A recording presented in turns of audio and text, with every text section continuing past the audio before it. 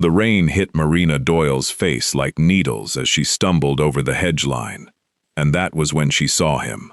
A man collapsed in the mud, blood soaking through his shirt, a gun still clutched in his hand. She had 30 seconds to decide if she'd scream, run, or save the most dangerous man on the eastern seaboard.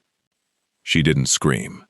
Marina had scrubbed toilets in the east wing of the Castellano estate for 6 months, and in that time, she had learned exactly where she stood in this household. Invisible. The other maids called her the big one when they thought she couldn't hear, tittered when her uniform strained a little too tight across her hips, and never once looked her in the eye when they handed her a mop. Mrs. Higgins, the head housekeeper, liked to remind her that girls like her should be grateful for indoor work. Marina swallowed it every time, because she needed this job. She needed the money that came with it, wired quietly every month to a P.O. box 3 states away, to a life she'd left behind and could never fully outrun. That Tuesday night, she'd been sent to check the greenhouse lock, a task nobody else wanted in a storm like this, and she'd taken the long way through the garden because the shortcut flooded every time it rained.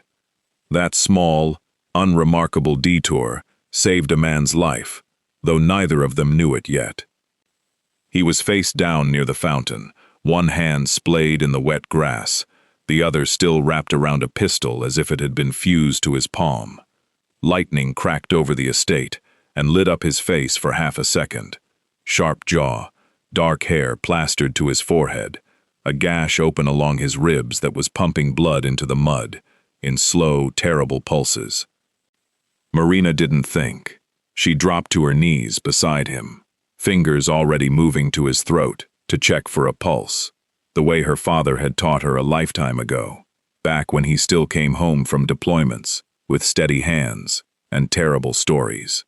The pulse was there, thready, fading. Hey, look at me. She ripped open his shirt, found the wound, a gunshot, entry clean, exit worse, and pressed both palms down hard. He groaned, eyes cracking open just enough to find hers. Who? His voice was a rasp, barely audible over the rain. Don't talk. Don't you dare talk. She was already unbuttoning her own jacket, wadding it into a pressure pad, pushing it against the wound, with the full weight of her body. You are not dying in this garden. You hear me? Not tonight. He looked at her like he was trying to place her, the housekeeper, the woman he'd probably passed in a hallway 100 times without seeing, and something in his expression shifted, some flicker of disbelief that a woman like her, kneeling in the mud in a soaked cardigan, was the one holding him together. Marco, he managed. One word, a name. I don't know who that is. Save your breath. She twisted, screaming toward the house, praying someone would hear her over the storm. Nobody came.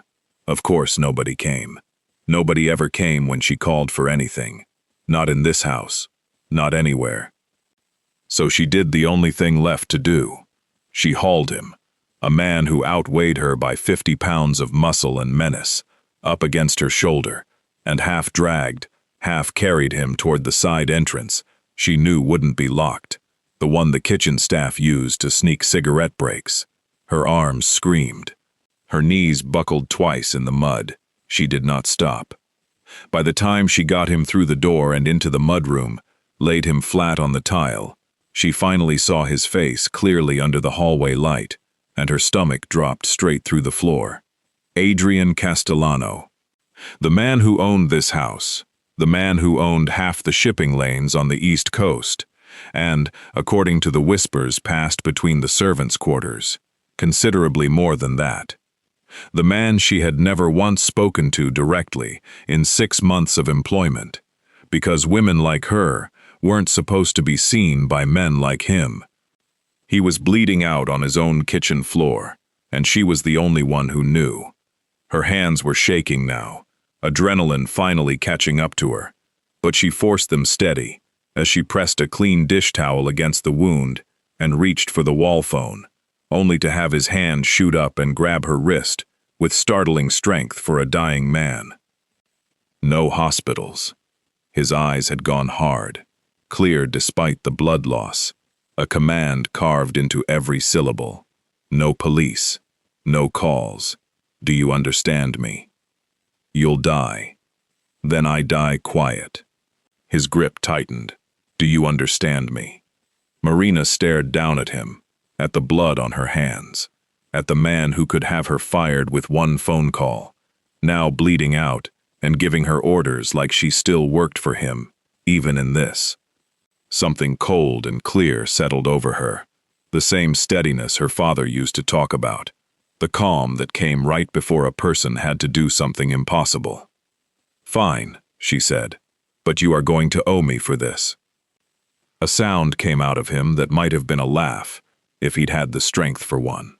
Then his eyes rolled back, and he went still, and Marina found herself alone in a dark kitchen, with a dying stranger, her hands the only thing standing between him and the grave.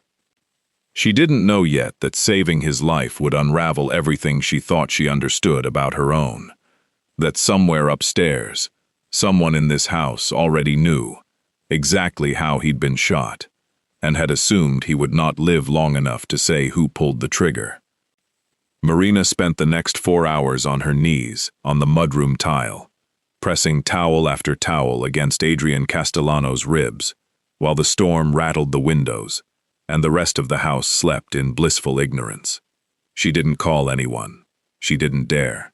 She found the estate's private medical kit in a locked cabinet she wasn't technically supposed to have access to, cracked it open with a bobby pin, the way her father had shown her when she was 12, and thought it was a party trick, and did what she could, cleaned the wound, packed it, stitched what she was able to with trembling hands, and a curved needle, meant for something far less desperate than human flesh. He drifted in and out, muttering names she didn't recognize, cursing in a mix of English and Italian, once gripping her arm hard enough to bruise, while he said something that sounded like a warning. By the time gray dawn crept through the mudroom window, his breathing had steadied, his pulse had strengthened, and Marina sat back against the cabinets, utterly wrecked, staring at the man whose life she now held more of than anyone else in this house. He woke fully around 6. His eyes opened, found her instantly, and did not leave her face. You're still here. Where exactly did you think I'd go? It's your house. Her voice came out rougher than she intended, exhaustion flattening it. He tried to sit up and failed, jaw tightening against the pain, and for one unguarded second, she saw something raw cross his face, not the cold, controlled expression she'd glimpsed from a distance in hallways, but something almost human. Then it was gone, shuddered back behind the mask he clearly wore for everyone. What's your name? Marina Doyle. I clean your bathrooms, Mr. Castellano. 3rd floor, mostly. Something flickered in his eyes. Surprise, maybe. That she knew exactly how invisible she was to him, and had said it without flinching. You should have called Vittorio, my head of security. He would have. He would have taken one look at you bleeding out and called somebody with a badge, and you told me not to. She met his gaze evenly. I don't know what kind of trouble put a bullet in you last night. I don't want to know. But you'd be dead if I'd waited for permission to save your life, so forgive me if I didn't stop to check the org chart. For a long moment he simply looked at her, and Marina had the distinct, uncomfortable sensation of being truly seen for the first time in this house. Not glanced over, not dismissed, but studied, catalogued, weighed. Nobody talks to me like that, he said finally. Then maybe nobody's been honest with you in a while. The corner of his mouth twitched, not quite a smile, gone before it fully formed. He reached for the counter to pull himself up, and this time Marina moved without thinking, sliding a shoulder under his arm to take his weight, guiding him the few feet to a kitchen chair. He was heavier than he looked, all lean muscle and coiled tension, and she felt him fighting, not to lean on her too hard, some old pride refusing to admit how close he'd come to dying on his own floor. "You'll tell no one about this," he said once he was seated, voice regaining some of its natural authority, even through gritted teeth. "Not the staff, not Mrs. Higgins, no one. I wasn't planning on it. I mean it, Marina." His eyes locked on hers, and there was something dangerous underneath the exhaustion now, a warning she understood instinctively not to test. "The people who did this to me, if they learn you saw anything, you become a loose end. Do you understand what happens to loose ends in my world?" A chill moved through her that had nothing to do with her damp clothes. "I understand plenty about staying quiet, Mr. Castellano. It's practically my job description." He studied her again, longer this time, like he was trying to read something written in a language he didn't quite speak. Before he could respond, heavy footsteps sounded in the hallway, and a broad-shouldered man in a dark suit appeared in the doorway, gun already drawn, eyes sweeping the room in one practiced motion before landing on Adrian. "Boss," relief and fury warred in the man's voice. "We've been searching the grounds for 2 hours. What the hell happened?" "Marco happened," Adrian said grimly. "He's dead, Vittorio. I put a bullet in him myself before his men got the better of me." Vittorio's gaze cut to Marina, sharp and assessing, taking in her blood-soaked cardigan, the towels, the makeshift medical setup on the counter. "And she is? The reason I'm alive to tell you about it." Adrian's tone left no room for argument. "She stitched me up herself. Didn't call anyone. Didn't ask questions she shouldn't." His eyes returned to Marina, something unreadable passing behind them. "She's not a loose end, Vittorio. She's under my protection now. Full protocol." Marina's stomach dropped at the words, at the way Vittorio's expression shifted from suspicion to something closer to alarm, like his boss had just done something unprecedented. "Sir, with respect, you don't even know this woman. I know she had every reason to let me die, and every excuse to walk away, and she did neither." Adrian pushed himself up from the chair, swaying slightly, before finding his footing, refusing Marina's offered hand with quiet stubbornness. "That earns more trust in this family than most people manage in 10 years. Marina stood frozen in the mess of bloody towels and gray morning light, watching 2 dangerous men discuss her fate, like she wasn't standing 3 feet away, and understood with sudden, sinking clarity that she hadn't just saved a man's life last night. She'd stepped through a door she could never walk back out of. 3 days later, Marina still hadn't been fired, hadn't been questioned, and hadn't been given a single explanation for the armed guard, now stationed outside the East Wing staff quarters, for routine security reasons, according to Mrs. Higgins, who clearly didn't believe her own words any more than Marina did. She'd been summoned to the West Study that morning, a room she'd never once been allowed to clean, always assigned to someone higher up the household hierarchy, and found Adrian behind a heavy oak desk, dressed now in a crisp shirt that hid the bandages beneath it, looking every inch the man the world saw, instead of the one bleeding out on his own kitchen floor. Vittorio stood near the window, arms crossed, watching her the way a man watches something he hasn't decided whether to trust or eliminate. "Sit down, Miss Doyle." She sat, spine straight, hands folded in her lap, refusing to let the room's opulence, or the 2 dangerous men in it, rattle her more than it already had. "Am I being fired? Would you prefer that?" Adrian's tone was unreadable, but his eyes tracked her closely, the same careful study from the mudroom. "I'd prefer honesty, whatever that looks like coming from you." Vittorio made a small sound that might have been a laugh, quickly smothered. Adrian's mouth twitched again, that same almost smile that never quite committed. "You come from Millbrook, Ohio," Adrian said instead, sliding a thin folder across the desk. "Father was Army, 2 tours, field medic training, died 4 years ago. Mother remarried, moved to Arizona. You don't speak much." You changed your legal name 18 months ago from Marina Alvarez to Marina Doyle. He watched her face carefully as he said it. That's an interesting thing to do, changing your name. People usually do that for one of two reasons: marriage or fear. The air went thin in Marina's lungs. She hadn't told anyone that name in 18 months, had buried it under 3 moves and a new state, and a job that asked no questions, as long as she showed up and worked hard. You had me investigated.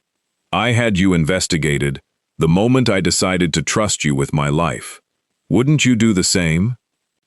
I didn't ask you to trust me with anything. I asked you not to bleed out on your kitchen floor. And yet here we are.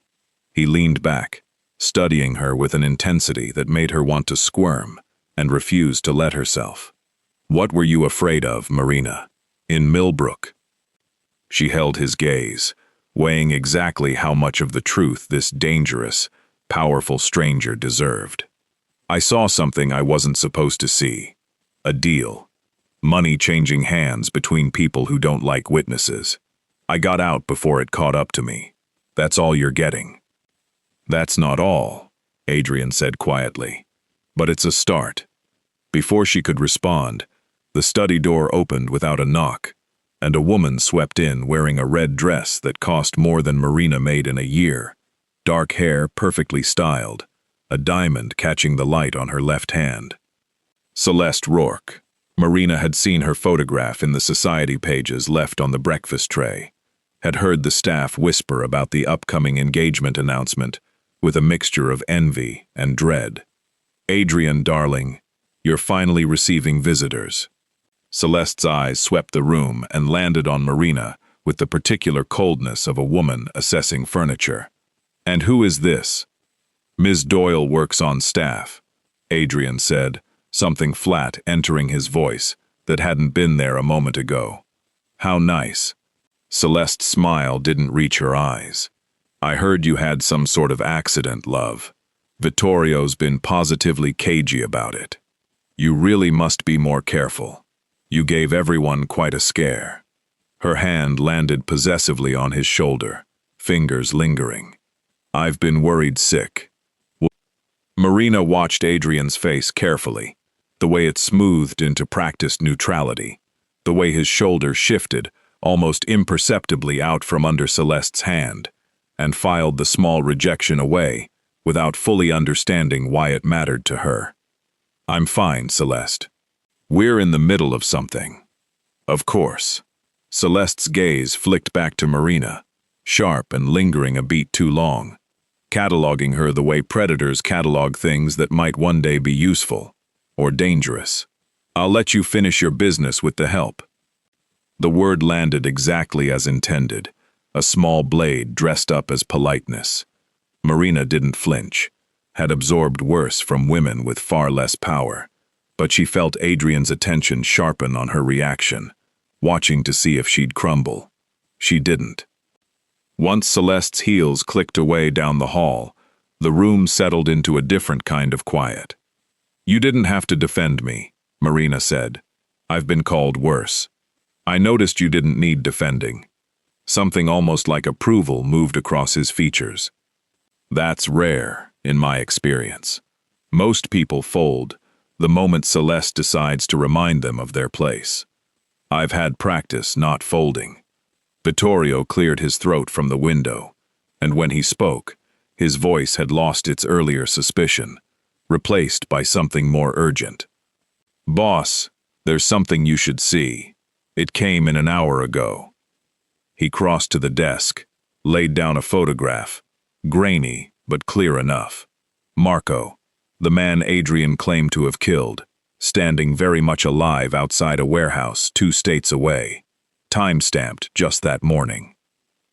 The color drained from Adrian's face as he stared down at it. That's not possible. I shot him myself. I watched him go down. Someone faked his death, Vittorio said grimly. Or someone got to him before we did, and patched him up, same as she did for you. His eyes cut briefly to Marina, which means whoever shot you that night, whoever Marco was working for, they're still moving.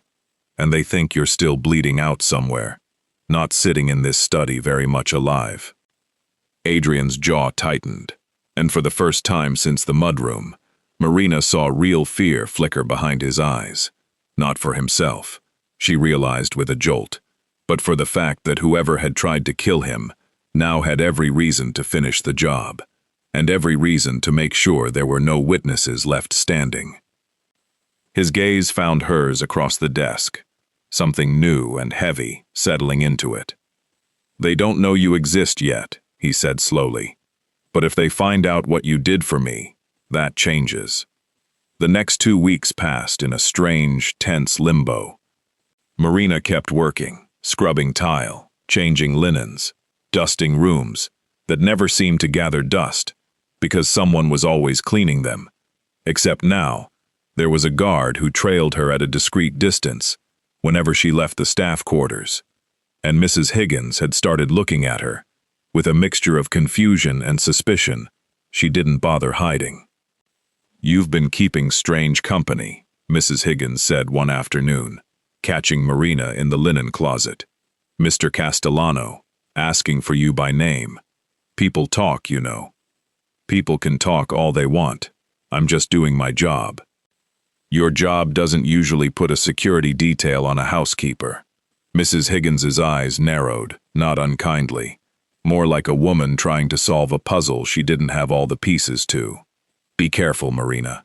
Men like him don't keep women like us around out of the goodness of their hearts." The words stung more than Marina wanted to admit, mostly because some small, traitorous part of her had started to wonder the same thing.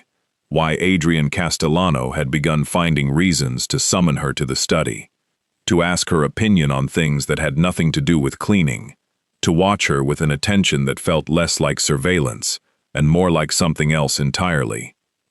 That same afternoon, a delivery driver named Danny, young and easy with a smile, lingered a beat too long at the kitchen entrance, while Marina signed for a crate of linens, complimenting her laugh and asking, half joking, if she ever got a night off.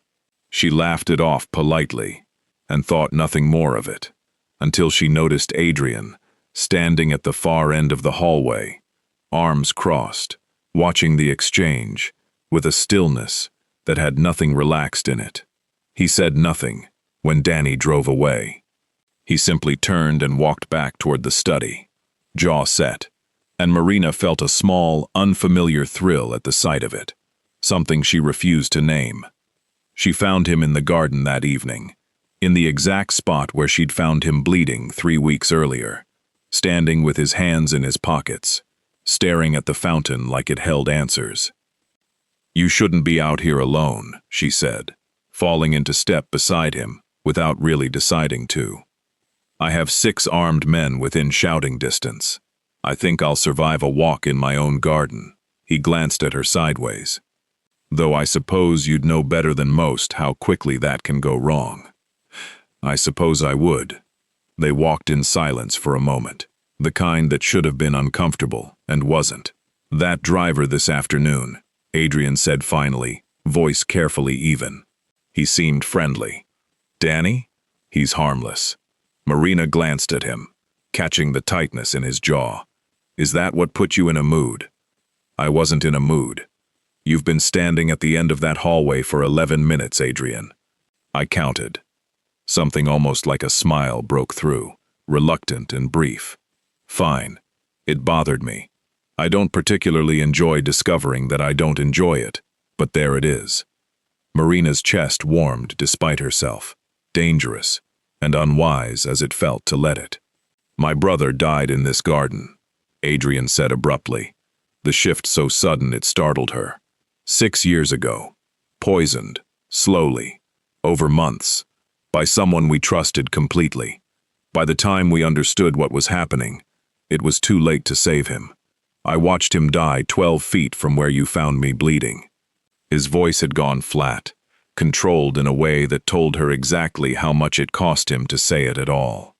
"I promised myself after that I would never again let anyone close enough to hurt me like that." Marina's chest tightened, understanding suddenly the shape of the wound, underneath all that cold control.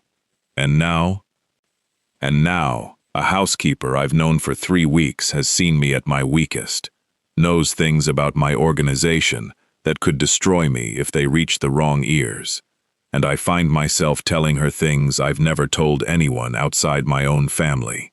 He turned to face her fully. I don't know what to do with that, Marina. You could try trusting me, she said quietly. I haven't given you a reason not to. No, he agreed. You haven't. The moment stretched, charged with something neither of them named, his eyes dropping briefly to her mouth before he caught himself, jaw tightening as he visibly reined the impulse back in. I need you to understand something, he said, voice rougher now. Celeste and I have an arrangement. Our families expect a merger, alliance through marriage, the way things are done in my world. It has nothing to do with... He stopped himself, jaw working. You don't owe me an explanation about your engagement, Mr. Castellano. The words came out sharper than she intended, wounded pride bleeding through, despite her best efforts to hide it. Adrian, he said, after everything, I think you've earned the right to use my name.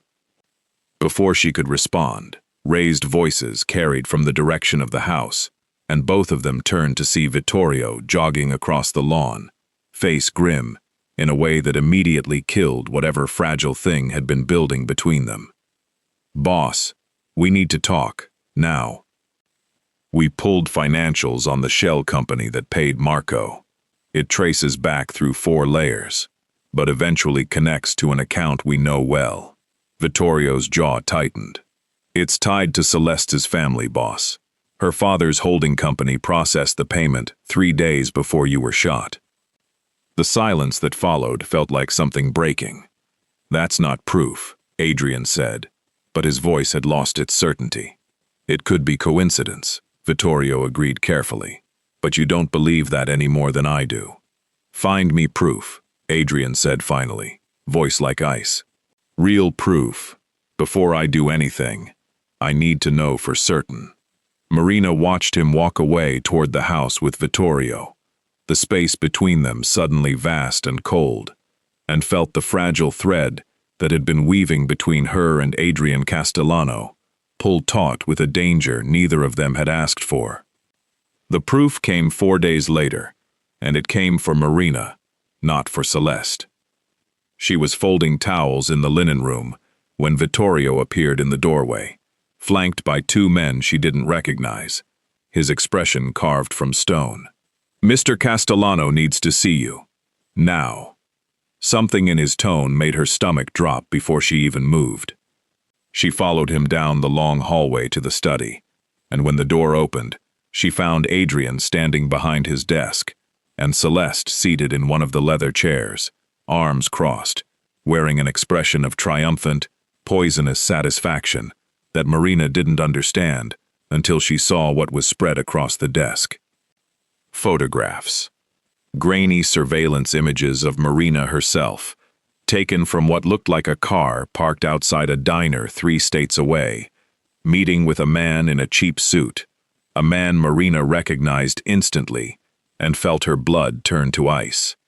Detective Ray Solomon, the investigator who'd questioned her 18 months ago in Millbrook, after the deal she'd witnessed went sideways, and 2 men ended up dead in a warehouse she'd had no business walking past that night. Care to explain this? Adrian's voice was carefully, dangerously flat. That photo is 18 months old, Marina said, heart hammering. That's from before I even came to work here. Is it? Celeste's smile was a blade wrapped in silk. Because my sources tell me. She's been in regular contact with law enforcement since arriving at this estate, feeding information, perhaps about the night you were shot, Adrian, perhaps about considerably more. That's a lie. Marina's voice shook with fury now, not fear. I haven't spoken to Solomon since I left Ohio. I don't even know how you'd have a photo like that unless... She stopped, the pieces clicking together with sickening clarity. Unless you had someone dig through my past, the the same way you had Marco shoot Adrian. You're trying to make me look like a threat, because I know your family paid for that hit." The room went utterly still. Adrian's eyes moved between the two women, and Marina watched him do the terrible math again. The woman he'd known for 3 weeks, against the woman his family had aligned with for a generation. Evidence against instinct. "I have bank records," Marina pressed, desperate now. "I have nothing to hide, Adrian. Pull my phone. Pull anything you want. I have not spoken to that detective." "She would say that," Celeste said smoothly. "Housekeepers lie to keep their jobs all the time. This one's simply better at it than most." Adrian's jaw worked, his eyes fixed on the photographs, and when he finally looked up at Marina, something in his expression had gone cold and shuddered, in a way that hollowed her out from the inside. "I need you to stay away from the house until this is resolved," he said quietly. "Effective immediately. Adrian." "Mr. Castellano," he corrected, voice like a door slamming shut. "I trusted you with things I don't trust anyone with, and now I have photographic evidence you've been talking to police. I need time to think, and I can't do that with you standing in this room." Marina stood frozen, humiliation and fury, and something that felt dangerously close to heartbreak warring inside her chest. She would not cry in front of this woman. She would not beg. "Fine," Marina said, and her voice came out steadier than she felt. "You want to believe her over the woman who kept you alive on your own kitchen floor. That's your business. But when you figure out the truth, and you will, because you're not actually stupid, whatever you're acting like right now, don't expect me to be waiting around for an apology." She turned and walked out of the study, with her spine straight and her hands steady, made it all the way to the staff quarters before the tears finally came, quiet and furious, as she packed the few belongings she'd accumulated into the same duffel bag she'd arrived with 3 weeks ago. Mrs. Higgins found her in the hallway an hour later, and for once, her expression held no judgment, only something like pity. "I heard what happened. For what it's worth, I don't believe it. You've never once looked like a woman with something to hide." "Apparently, that doesn't matter much around here." Marina hefted the bag onto her shoulder. "Where will you go?" "I don't know yet." It was the truth, and it terrified her more than she let on. She was 3 steps from the servants' entrance when Vittorio caught up with her, out of breath, holding a folder against his chest, like it might combust. "Wait," he said. "Before you go, I need you to look at something." He opened the folder to reveal a second set of photographs, timestamps clearly visible in the corner, the same diner, the same day, but a wider angle showing Detective Solomon's car parked next to another vehicle Marina had never noticed in the first set. A vehicle registered, according to the printout clipped beneath it, to a shell corporation with ties directly back to Celeste Rourke's family holdings. "She had someone follow you to stage that meeting," Vittorio said grimly. "Solomon wasn't there to meet you. He was there on an unrelated case, and someone with deep pockets paid to have you photographed near him, then cropped the image to make it look damning." Marina stared at the photographs, at proof of her own innocence sitting in Vittorio's hands, and felt something cold settle over her that had nothing to do with relief. "Does he know?" she asked quietly. "Not yet. I wanted you to see it first." Vittorio's eyes were steady, apologetic in a way that surprised her. "For what it's worth, Miss Doyle, I didn't believe it either. Not for 1 second. Show him," she said finally. "But I'm still leaving." He made his choice, before he ever saw evidence, one way or the other. I need him to understand that matters. She walked out the servants' entrance into the gray afternoon, duffel bag over her shoulder, unaware that behind her, in the study she'd just left, Adrian Castellano was staring at those same photographs, and the look on his face was the look of a man who had just realized, one crucial moment too late, exactly what he'd thrown away. Adrian didn't sleep that night. He sat in the study long after Vittorio left, staring at the wider photographs, at proof of Marina's innocence laid out in black and white, and felt something he hadn't allowed himself to feel in 6 years: the specific, gutting shame of having failed someone who deserved better from him. He'd spent 6 years building walls so high nothing could get through them, and in 3 weeks, a housekeeper with steady hands and a stubborn jaw had found the one crack in the foundation, and instead of protecting it, he'd let Celeste's poison seep straight through. "Where is she now?" he asked Vittorio, who'd returned to report. "Gone. Took a bus into the city this morning. We lost the trail after that. She's careful, boss. Knows how to disappear when she wants to. Find her." "And Celeste?" Adrian's expression hardened into something Vittorio hadn't seen in years. Not since the weeks after his brother's death. "Bring her to me, quietly.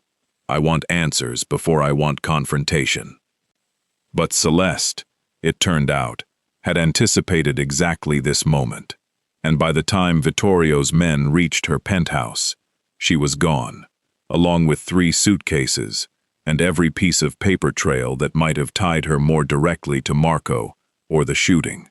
What she left behind instead was worse: a message on Adrian's private line, her voice honeyed and triumphant. "By the time you hear this, darling, I'll be somewhere you can't touch me, with people who understand my value far better than you ever did. You should have married me when you had the chance. Instead, you fell for the help." A pause, cold and deliberate. "Your little housekeeper is more trouble than you realize, Adrian.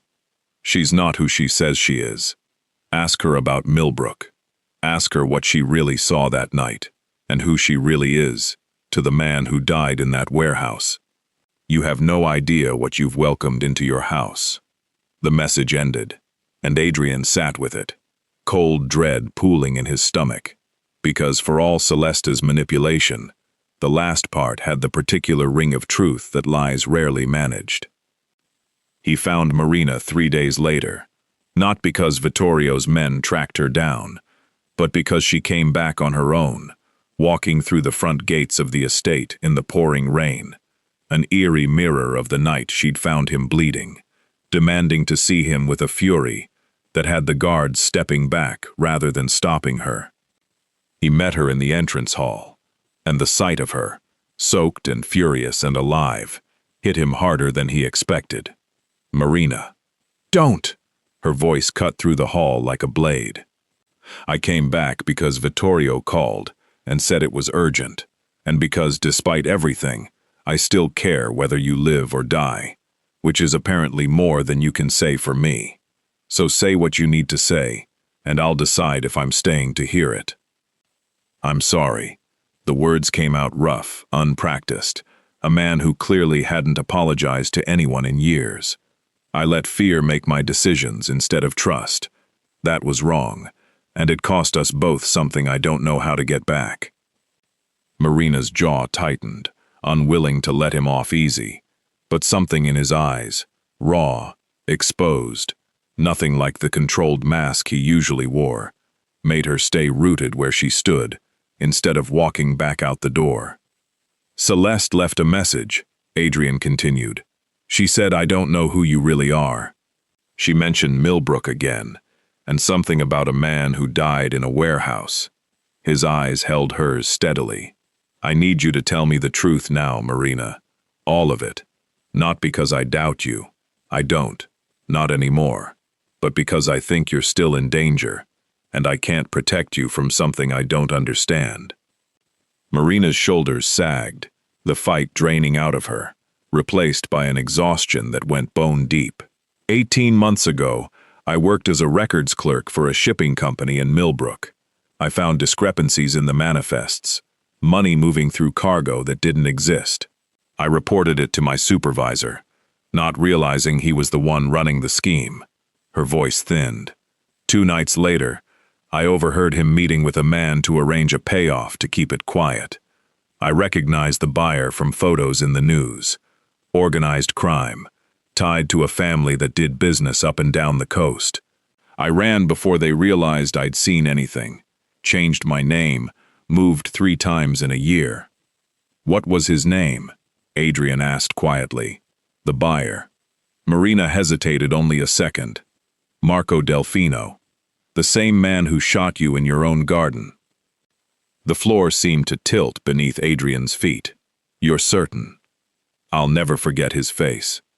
Marco worked for my organization for 11 years before he turned on me, Adrian said slowly, pieces shifting into place with sickening clarity.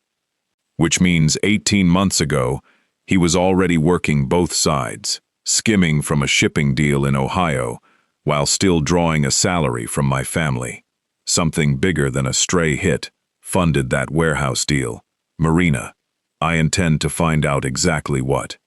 Before Marina could respond, the study phone rang, sharp and insistent. Vittorio answered, listened for 10 seconds, and his face went ashen. Boss, we have a location on Marco. He's 20 minutes from here, holed up in a safe house with 2 other men. He paused, throat working. And boss, satellite confirms Celeste's car in the driveway. She's with him right now. Adrian's expression transformed into something cold and lethal, 6 years of careful control giving way to something older and more dangerous underneath. Get the cars, he said. I want him alive long enough to talk. Marina grabbed his arm before he could move. I'm coming with you. Absolutely not. It's too dangerous. You're going to walk into a house with the man who shot you, and the woman who tried to frame me. And you want me to sit here and wait for a phone call telling me whether you lived or died? Her grip tightened. I've already done that once, Adrian. I'm not doing it again. He looked at her for a long moment, something fierce and unwilling to argue further, softening his features. Stay in the car. Whatever happens, you stay in the car. It was the closest thing to a promise either of them could offer, and neither of them believed, not really, that it would be enough. The safe house sat at the end of a gravel road, 20 miles outside the city. A squat gray building, with 2 vehicles parked out front, and lights burning in a single upstairs window. Rain hammered the SUV's roof in a steady, relentless rhythm that matched the pounding in Marina's chest.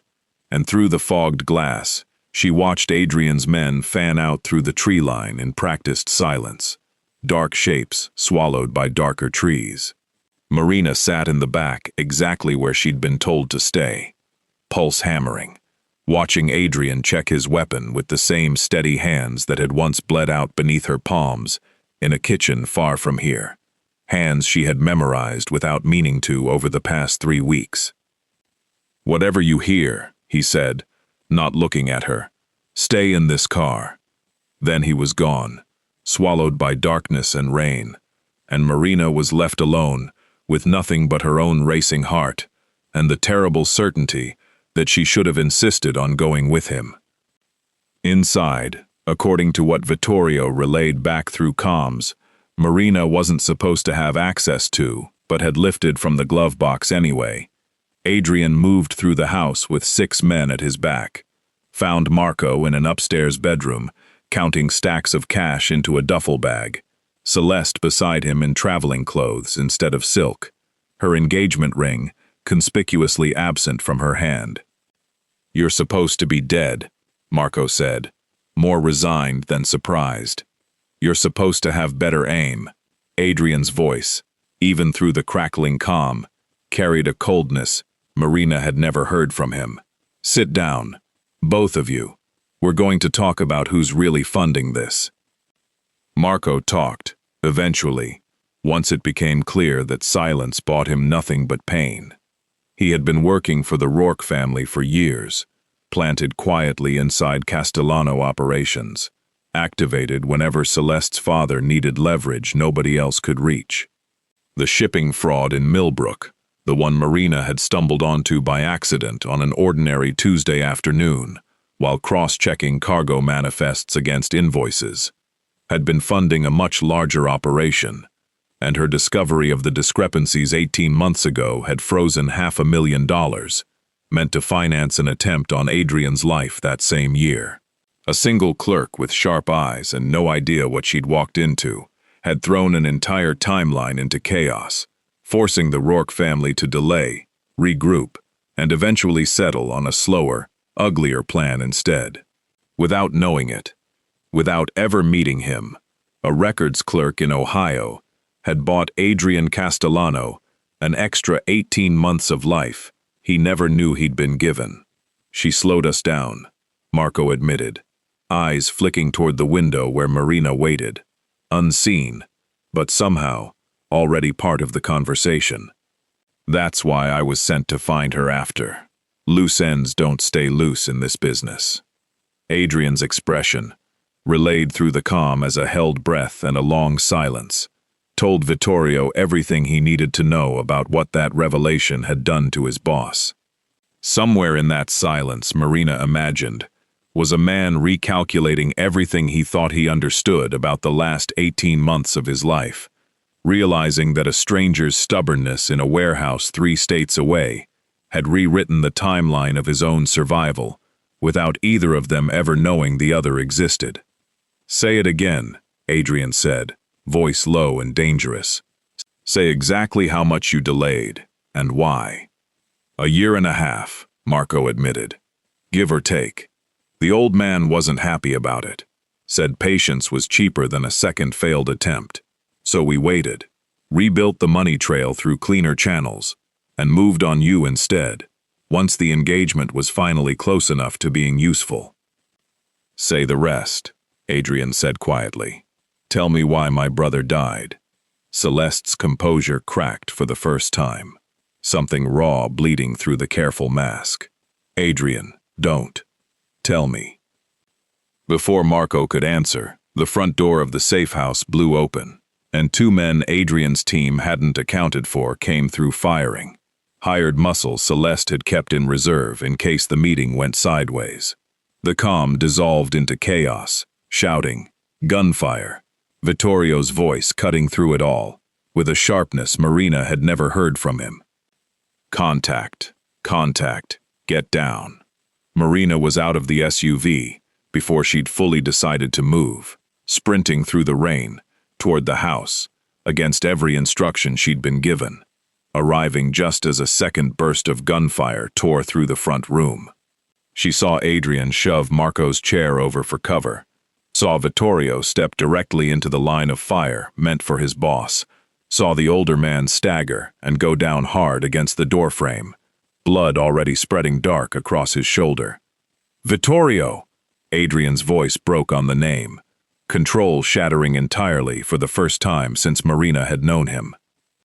The gunman kept coming, muzzle flashes lighting the room in violent white bursts, and in the chaos, Celeste bolted for the back exit, with her heels abandoned on the floor behind her, and Marco lunged for a weapon someone had dropped near the overturned table, and Marina stood frozen in the doorway, with her heart in her throat, and rain still dripping from her hair, watching the man she loved choose, in a fraction of a second, between finishing the fight and dragging his bleeding friend to safety. He could not do both.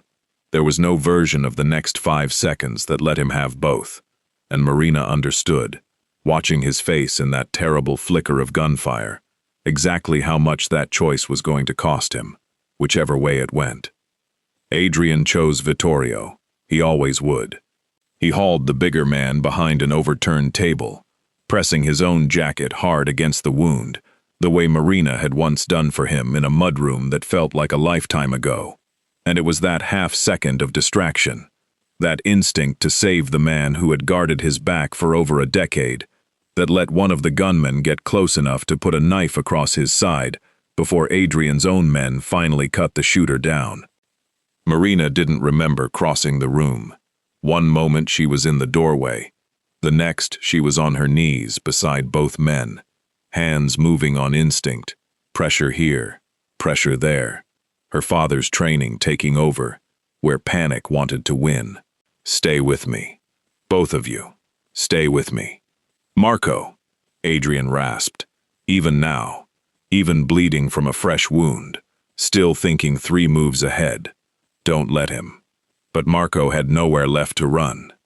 2 of Adrian's men had him pinned against the wall, and once the gunfire stopped and the silence turned heavy and strange, the fight went out of him all at once, his shoulders sagging, like a man who had finally set down a weight he'd carried too long. He talked without needing to be asked twice, the words spilling out in a flat, exhausted voice, as though confession were the only thing left he had any control over. 6 years ago, it had been Celeste's own father who had poisoned Adrian's brother, slowly, methodically, to remove the heir who would have blocked the Castellano and Rourke merger entirely. The brother, who had refused every overture from Celeste's family, sensing something rotten beneath their charm. When Adrian inherited leadership instead, older, more controllable in the calculations of a patient man, the engagement had been arranged within 18 months, a slow-motion takeover, disguised as a love match. Shooting Adrian in the garden had never been about killing him outright. A wounded, grieving Adrian, married quickly to a devoted Celeste, who could then become a tragic widow within the year, would have handed the Rourke family everything they wanted, with none of the scrutiny an outright murder would invite. Marina heard every word of it, while her hands stayed buried in Adrian's side, trying to slow blood that would not slow, the same desperate rhythm of pressure and prayer she'd learned the very first night she'd found him in that garden. She thought of the way he'd spoken of his brother by the fountain weeks ago, the flat, careful control in his voice, and understood now that the calm had been a kind of armor over a wound that had never actually closed. The man bleeding out in front of her had already lost a brother to this same family. Patiently, cruelly. Over months, no one had understood in time to stop.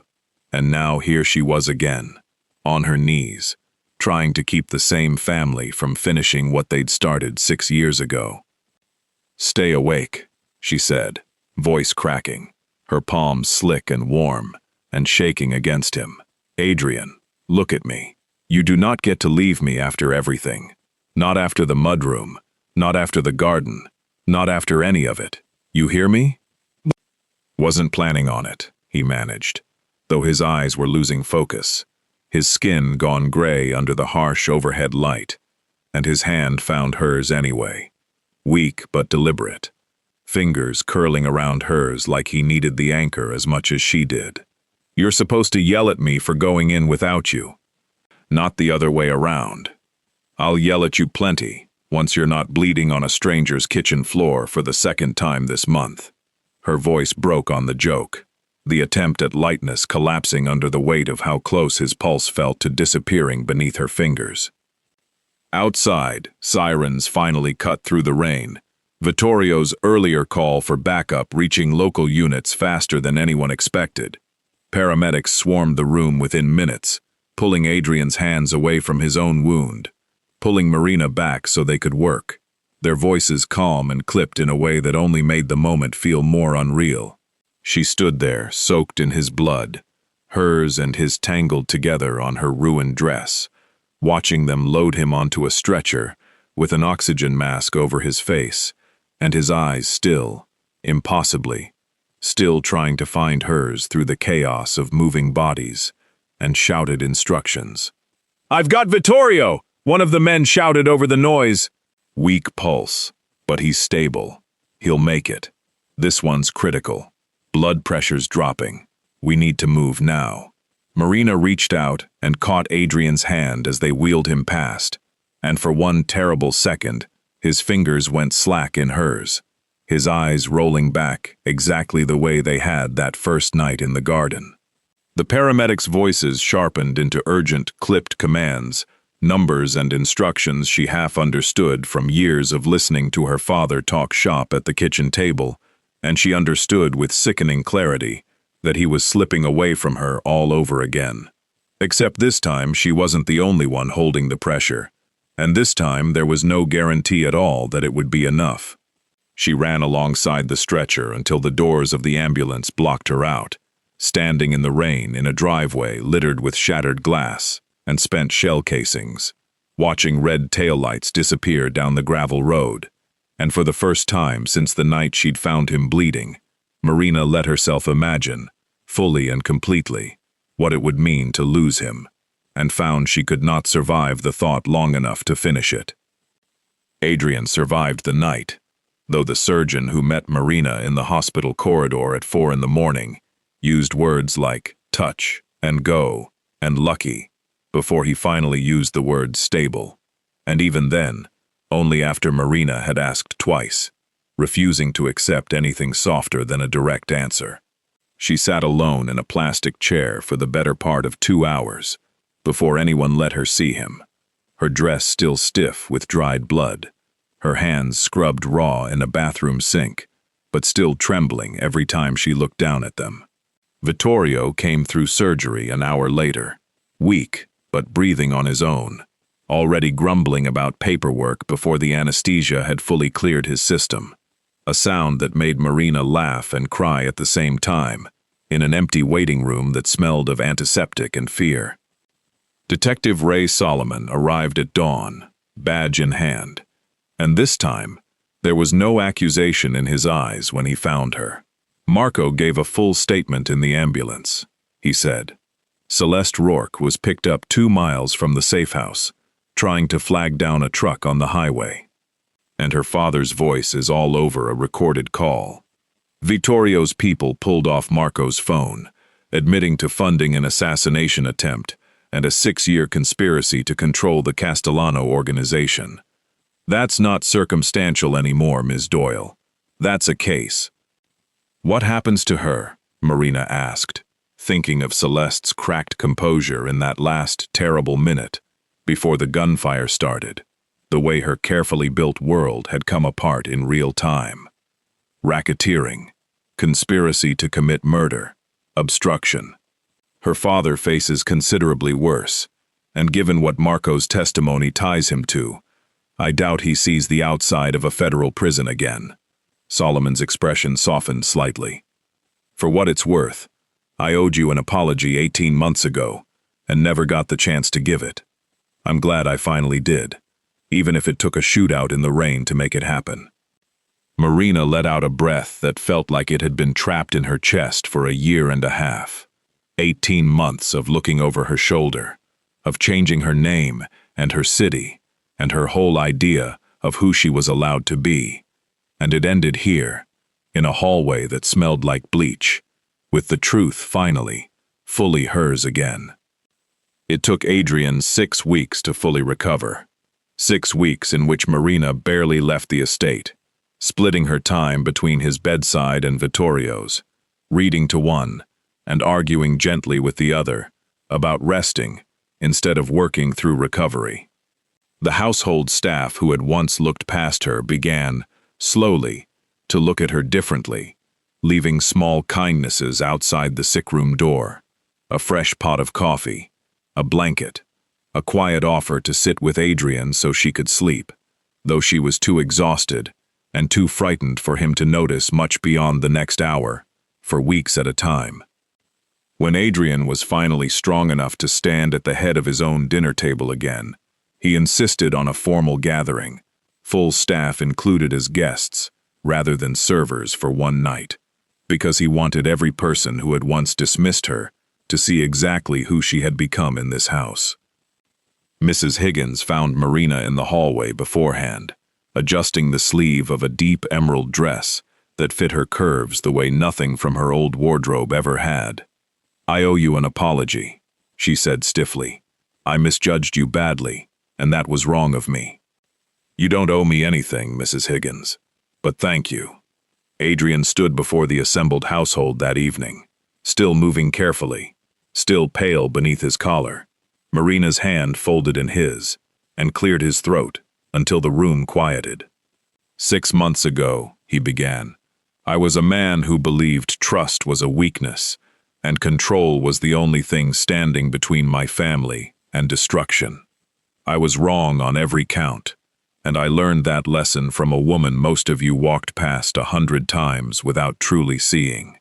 His eyes found Marina's. She didn't just save my life in that garden. She unknowingly delayed an assassination attempt 18 months before it happened, exposed a conspiracy 6 years in the making, and did all of it while half of you treated her like she was invisible. A murmur moved through the crowd, faces flushing with recognition of their own past behavior. Marina held her chin up, refusing to shrink the way old instinct urged. Then Adrian turned to face her fully, and Marina's heart stuttered as he reached into his jacket pocket and lowered himself carefully, wincing slightly from the healing wound at his side, to one knee in front of the entire household. Marina Doyle, from the moment you refused to let me die in that garden, you have been the steadiest, bravest presence in my life. You didn't fall in love with my money or my power. You fell in love with me, despite both. He opened a small velvet box, revealing a ring far simpler than anything Celeste had ever worn. I am asking you, in front of everyone who once doubted you, to marry me. Not because it benefits my family, but because I cannot imagine building the rest of my life with anyone but you. Yes, Marina said, voice breaking with emotion. Yes, 1,000 times yes. The hall erupted into applause as Adrian rose carefully and swept her into his arms, and somewhere in the joyful chaos that followed, Marina caught sight of her own reflection in the great hall's mirrors, not the invisible housekeeper who'd arrived 6 months ago, but a woman fully seen, fully valued, standing exactly where she belonged. The wedding took place the following spring, in the very garden where it had all begun. The fountain, where Adrian had once bled out in the mud, now surrounded by white roses and soft candlelight, instead of rain and desperation. The transformation of that small patch of earth felt, to everyone who had lived through the last year at the estate, like the truest measure of how far both of them had come. Marina walked down an aisle lined with the entire household staff. Mrs. Higgins openly weeping in the front row. Vittorio standing as Adrian's best man, fully recovered now, his scar visible above his collar and worn, he liked to say, like a medal rather than a wound. Detective Solomon sat near the back, an unlikely guest whose testimony had finally, fully closed both the Millbrook case and the Rourke prosecution months earlier, clearing every shadow that had once hung over Marina's name. The Rourke family's empire had been dismantled piece by piece through the following winter. Celeste's father was sentenced to decades behind bars for conspiracy to commit murder and racketeering. Celeste herself accepted a plea deal, trading testimony against him for a reduced sentence, her engagement ring and her family's entire criminal network gone within the same devastating season. Marco, too, had traded information for leniency, though nothing could undo the years of damage his betrayal had caused. And Adrian, in a decision that surprised even Vittorio, had quietly ensured the man's family outside the organization would not suffer for his father's choices. Adrian stood at the altar in a simple dark suit, no armed guards visible for once, no tension coiled in his shoulders, watching Marina approach with an expression of such open, undisguised love that several guests would later say it was the first time they'd ever seen him look entirely unguarded. "You found me dying in this exact spot," he said quietly, as she reached him, voice meant only for her, despite the gathered crowd. "I never imagined it would become the place I found everything worth living for." Their vows were simple, unadorned by the wealth and power surrounding them, promises of honesty over secrecy, partnership over control, a marriage built on the foundation of a woman who had refused to let a dying man give up, and a man who had learned, slowly and painfully, that real strength lay in trusting someone enough to be truly known. When Adrian slid the ring onto her finger, his hands were steady, in a way they hadn't been in the mudroom all those months ago, and Marina thought, watching him, that this was the first time she had ever seen him without a single wall left standing between them.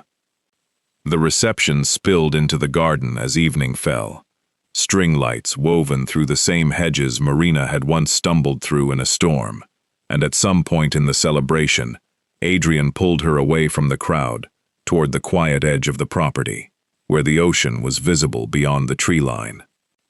"I have something for you," he said, producing a small folded paper from his jacket. "Vittorio helped me arrange it. It's a scholarship fund, established in your father's name, for children of veterans studying emergency medicine. I thought, given how his training saved my life through you, it seemed only right. His legacy should save others too." Marina's eyes filled with tears for what felt like the 100th time that day, overwhelmed by the thoughtfulness of it, the way Adrian had learned to see not just her, but the people and the history that had shaped her into the woman he'd fallen in love with. "He would have loved you, you know, my father. He always said the measure of a man was what he did when no one was watching. Then I hope I continue to earn that measure, every day for the rest of our lives." Later, as the last guests began to depart, and the garden settled into a peaceful hush, broken only by distant waves, Marina found herself back at the fountain, Adrian's arms wrapped around her from behind, both of them watching the moon rise over the estate that had once felt like a fortress, and now felt entirely, completely, like home. "Mrs. Higgins told me something today," Marina said softly. "She said, this house never felt like a home before, just a place people were afraid to relax inside. And now, she says, it finally feels like somewhere people want to stay."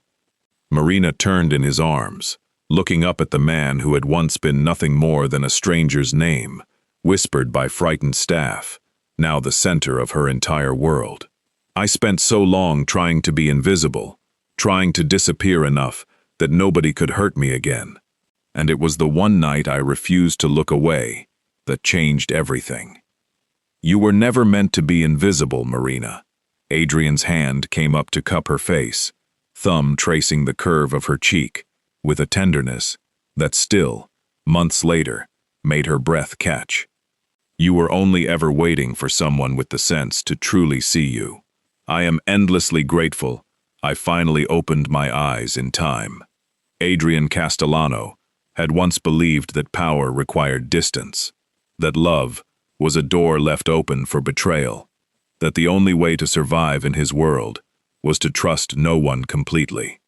It had taken a curvy housekeeper with steady hands and an unshakable spine, a woman the world had taught to disappear, to prove him wrong in every possible way. Love, it turned out, hadn't made him weak at all. It had made him, for the first time in his life, unbreakable.